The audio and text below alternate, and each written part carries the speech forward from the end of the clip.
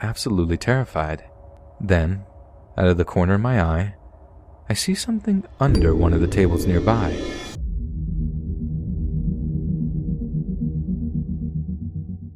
I think maybe the scariest thing to ever happen to me occurred in a Burger King of all places.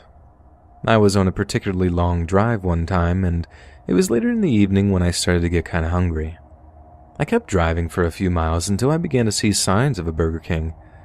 Hallelujah. Fatty, meaty goodness. I find the Burger King, pull off the highway, and park up my car just outside. So as I'm walking over to the actual restaurant, I was pretty happy to see that there was no line.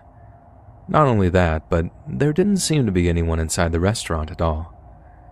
It was as quiet as the grave in there, but frankly, that suited me fine. I was famished by that point, so naturally I was in no mood to be stood in some long line. I remember seeing the clerk stood behind her register, just stood there, almost in a robotic way, not moving. But again, I didn't overthink it. I figured since they weren't busy, she could afford to just kind of take it easy. I step inside, walk up to the counter, and then freeze. Now, since this is not my first retelling of this, many people have asked me how I didn't notice the warning signs. Seemingly empty restaurant, server frozen to the spot, stuff like that. Like I said, it was late in the evening. I had a long day and I was starving.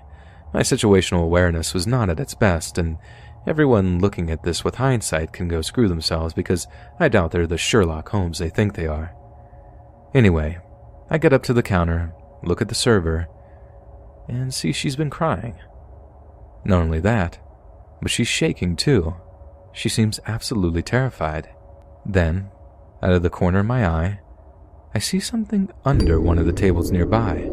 It only takes a slight turn of my head to recognize what it is.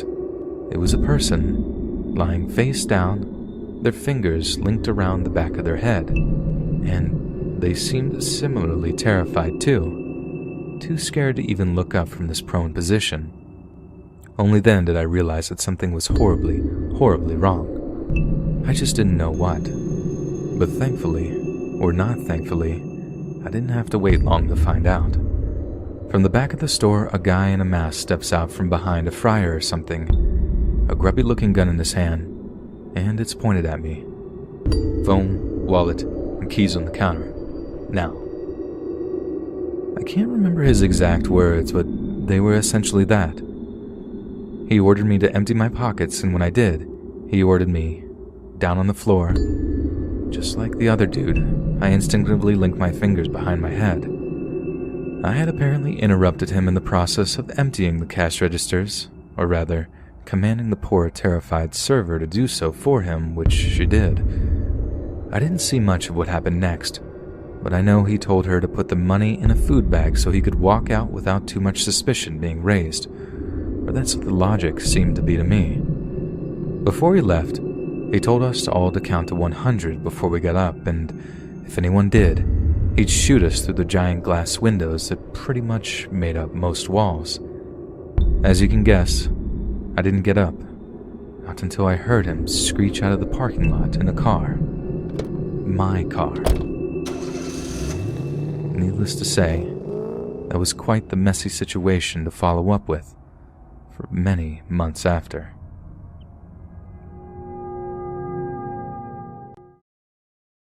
This story happened a couple of years ago, about 8 years ago actually. I was 10 years old at the time, and it's the reason I haven't gone back to Mcdonald's for nearly a decade. I never plan on going back there again, actually. The story itself is pretty unbelievable, but it is what it is. You didn't have to live through it, but I did. My mother worked a really decent job in the city. My father was out of the picture, so that left my brother and I to be taken care of by our grandparents most of the time. That's not the worst thing in the world. My grandparents are the best. But my grandmother is kind of a health freak. This meant that we weren't allowed to have any kind of sweets, soda, junk food, or anything else that was tasty. Their house was always a lot of fun, but we never got to enjoy the food that we really wanted. So whenever my brother and I were with our mom, we tried talking her into bringing us to McDonald's. We loved going there. I particularly loved the French fries, chicken nuggets with a milkshake. I got that every single time I went. It was my absolute favorite. But as much as I loved that meal, this one experience was so bad that I never wanted it again. And it goes like this. My mom had gotten off of work a little early this one day and picked us up at 4:30 in the afternoon. This meant that she was going to be able to have some time to bring us to McDonald's, which we had been begging her to do. We made our way there, and I remember singing some goofy song on the radio as we drove there. My brother and I were so excited, and my mom was happy that she could make us happy. My mom was not a fan of eating in the car. She really liked her car and wanted to keep it clean, which meant no eating, so we went inside to eat. When we were in there, everything went just as you'd expect. We ordered our food, sat down, and ate. That's all there really was to it. The bad part didn't come until we started to leave. We were making our way out of the McDonald's when a Hispanic man with a really strange mustache started saying something to my mom. I remember him being somewhat incoherent because of a thick accent, and many of the words were ones that I had never heard before. I immediately identified this man as problematic and could tell by his body language that he might be a threat. But after all, I was only 10 years old and couldn't do a whole lot. My mom got my younger brother into the car, put his seatbelt on, and closed the door. She told me to get into the car too. I can tell by her panicked tone of voice that she was extremely worried by this guy. No matter what he said, she didn't reply. My mom got into the driver's seat and started the car in the same motion and then went to close her door. But by this point, the man was already close enough that he could hold the door open and stop it from being closed. My mom started telling this guy to back off, but he only got more aggressive. He started saying stuff like, "You can run from me, chica," and other stuff like that. That was one of the only phrases I remember him saying. Again, a lot of it was incoherent to me. My mom never did get her door closed until she started backing out anyway, and knocked this guy onto the floor. I guess he wasn't expecting her to actually go, but this only antagonized him even more. I remember watching him as my mom was peeling off. He got back up immediately and ran to his car, which was only about 4 parking spots away. He started it and started following us. He wasn't trying to run us off the road or anything, but he was definitely following us. I remember asking my mom what we were going to do. She said that I had to be quiet and let her think. Well, we drove around for about 20 minutes. I could tell that it wasn't the path to go home that we always took.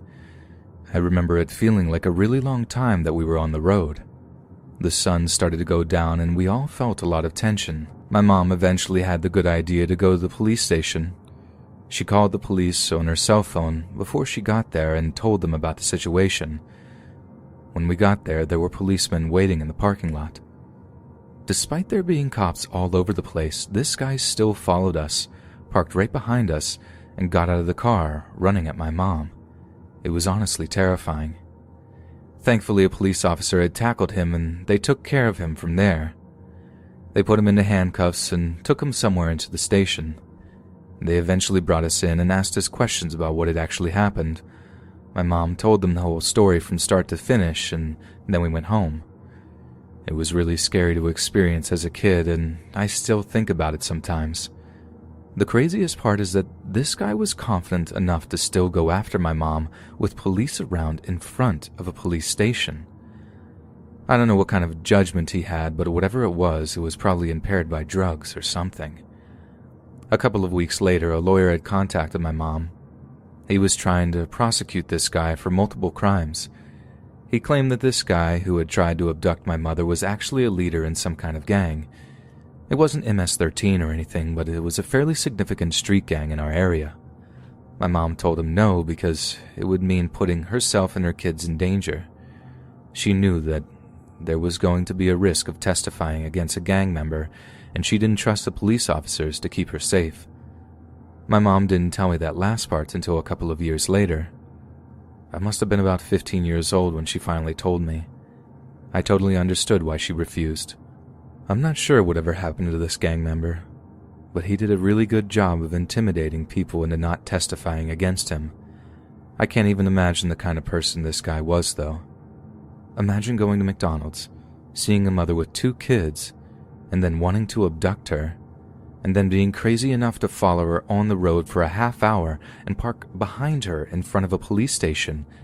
And even then, he still got out of the car and ran toward my mom. I don't know what happened to that guy to make him like that. I just seriously hope that this prosecutor was eventually able to get him on something and lock him up for life. I don't know how people like that are able to roam the streets so freely. Hey you guys, it's Rye Horror.